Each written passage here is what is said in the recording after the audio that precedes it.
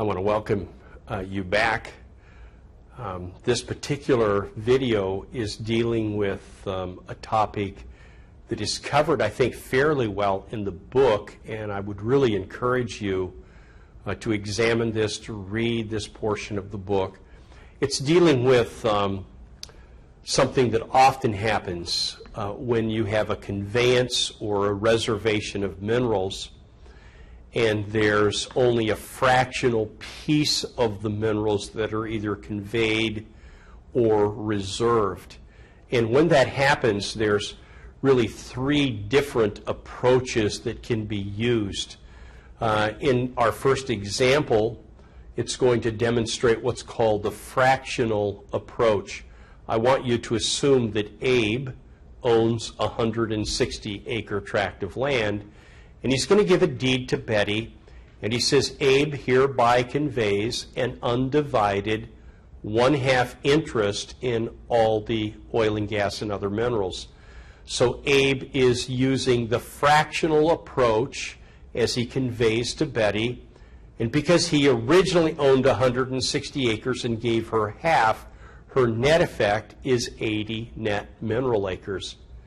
Now, you know, Abe could have gotten to the same place and used the percentage approach rather than the fractional approach.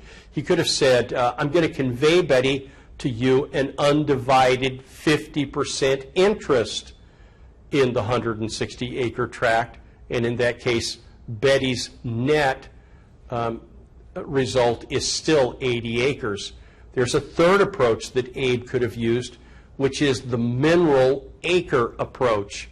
And he could have said, Betty, I'm going to convey to you 80 net mineral acres that are in and under the said lands. And in all three approaches, the outcome is the same. Now, there are some twists and turns here, but very often you're going to see in this fractional approach weird kind of fractions.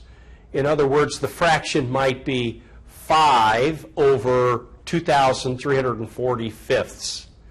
And so that's the percentage, or that's the fraction that's being conveyed to Betty. And when you see fractions like that, it can kind of throw you for a loop because you're trying to understand it, at least if you're like me. Where did that come from? Here's been my experience. Somewhere, probably in the chain of title, the 160-acre tract of land that we're dealing with today at one time was tied to a much larger tract of land, and it's possible that the original owner actually owned 2,345 acres. And so it's tied to that, or it could be tied to that. And in this case, if that's the conveyance, what we're going to do is we're going to take the 160 acres, we're going to take it times 5, and then we're going to divide by the 2,345 number, which gives the net mineral acres that would have been conveyed to Betty. Now, in many older deeds, you're going to see a term that you must not confuse with mineral acres. It's going to be a conveyance of royalty acres. You cannot confuse royalty acres with mineral acres. Here's what I said. You see this approach usually in older instruments. You don't see it so much today, or at least I don't see it so much today. And when this term was used in deeds and conveyances, generally the royalty that was negotiated in the leases was a 1/8 royalty. Hopefully that will help you make some sense of this. By the way, if this gets confusing for you, go back to the books, read the book until you understand what royalty acre means. Now here's how we calculate royalty acres. 1 mineral acre would equate to 8 royalty acres. I know it seems crazy, but it made sense to somebody. So if one person owned 1 mineral acre that was leased to your company, there's actually 8 royalty acres there. Now remember, the mineral owner leased for an 1/8. So he's going to get 1 of the 8 acres, leaving the oil company with several royalty acres. In other words, the mineral owner is going to receive 8 times 1 divided by 8 equals 1. The oil and gas company is going to get 8 royalty acres times 7 divided by 8 equals 7 royalty acres. I want you to assume that Abe is going to own not 1 acre, but 3 acres. First, we need to translate the 3 acres into royalty acres, and each acre equates to 8 royalty acres.